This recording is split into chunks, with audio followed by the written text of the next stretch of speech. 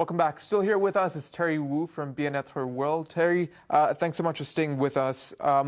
As far as your app is concerned, and this is something we just barely touched on in the first part, as far as how your app functions and the areas that you choose to focus on, are you focusing on specific stressors? Are you focusing on anxiety in particular? How do you decide which areas of mental health you want to dedicate your resources towards?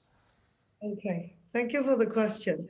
So the app itself, everyone knows how to download an app from App Store. So coming back to my point on privacy, from the point the employee download the app, in fact, we will launch it in different pilot phases. It's not something meant to be for the whole companies, because I'm talking to a very big company, and it's in stages. So there's the first part that we will do consultation with human resources. We will pick and choose a percentage, say 5 or 10% of the whole company to use this app. And from the very moment, say this 100 employees are given a link to download an app store with a password, the link itself is anonymized. We use pseudonames.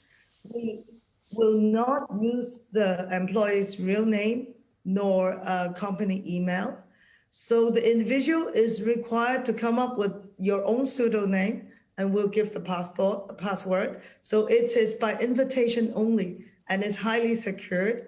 And so nobody will know who you are from the minute you download and use it, from the very first login. So in terms of specialties we offer, we are very big on not relying on medication. So our whole proposal is consultation online, and our video and audio consultation are not allowed to be recorded, even by the practitioners. So for 100% privacy.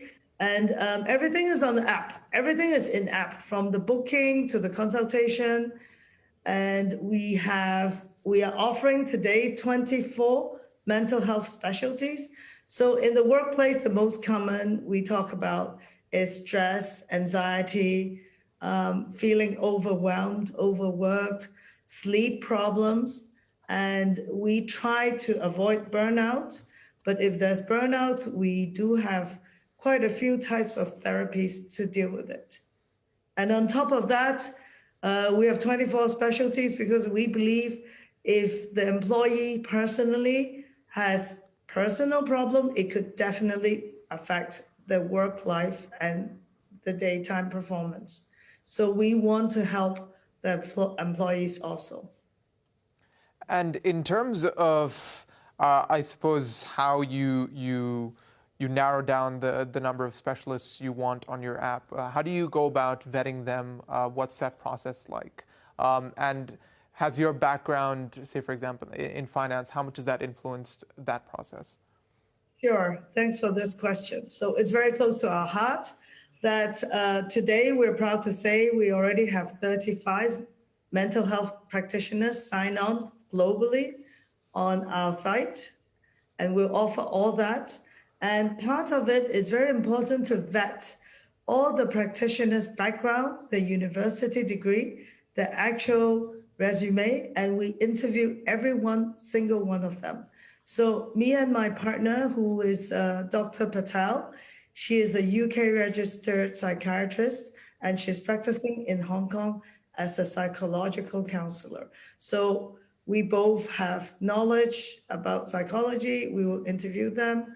And we actually are quite happy. We have quite a few very senior psychologists who themselves used to be ex-law firm partners, C-suite, ex-senior management people that became coaches.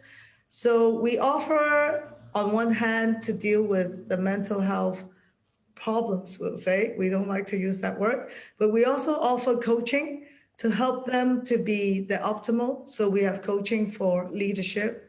We have coaching how to be better, bien-être, well-being. You talked about how you had a knowledge of psychology. You've studied psychology at a master's level before you set up this business that you have right now. How much did the intention of wanting to set up this business inform the decision to go and study psychology, or did your study of psychology actually inform your decision to go into this business? Thank you. It's actually the other way around. Okay, so I have my own consultancy firm for 11 years, advising investors, family offices in investments.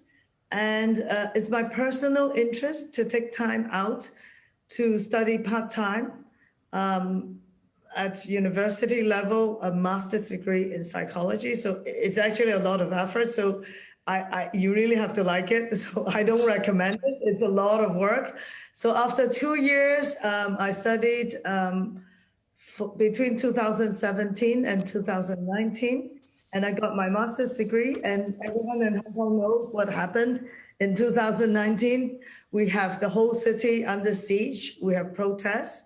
And straight away, early 2020, we have COVID. So timing-wise, I didn't time my study to launch this business.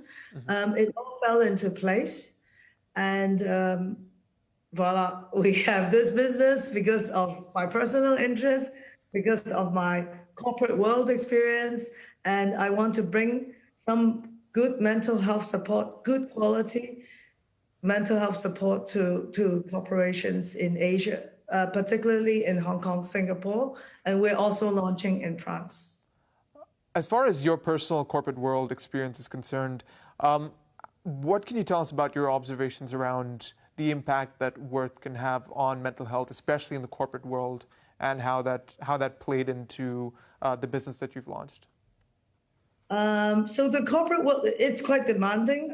The world I was from, I worked with private equity funds, anything to do with finance. I mean, and Hong Kong and Singapore are very fast-paced, big cities with global businesses. So the toll or the demand on each employee in terms of daily pressures, deadlines, dealing with hundreds of emails every day, it's very present. And it's something that, the stress and anxiety has been there pre-COVID.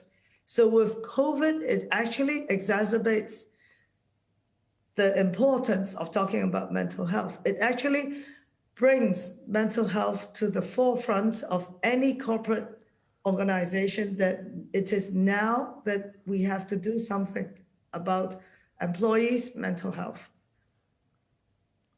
As far as and this is something we briefly touched on in the first part as well, the misconceptions around mental health and some of the stigma around mental health.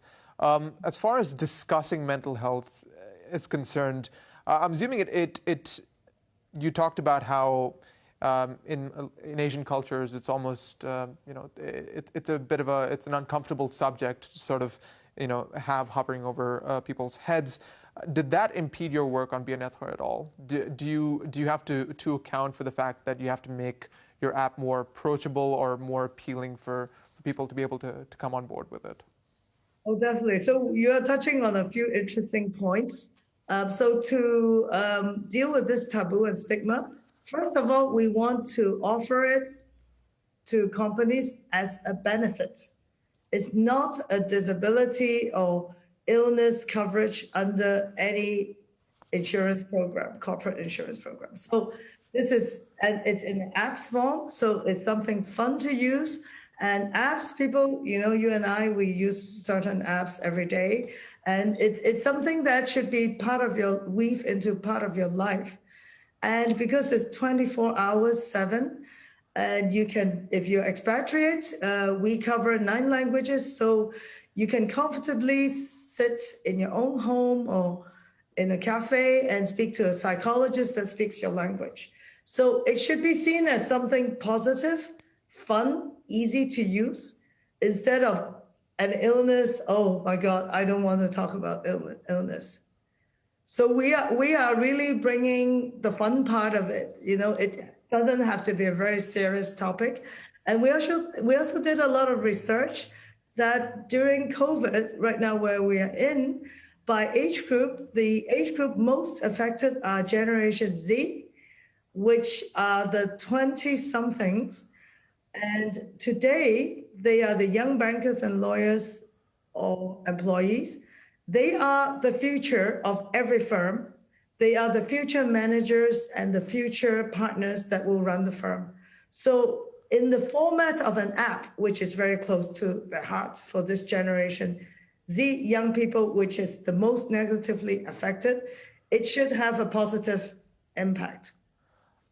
You touched on an interesting point over there about introducing this to Gen Z through an app. Is there any concern at all that having an app would kind of take away from the human interface of therapy, of counseling sessions?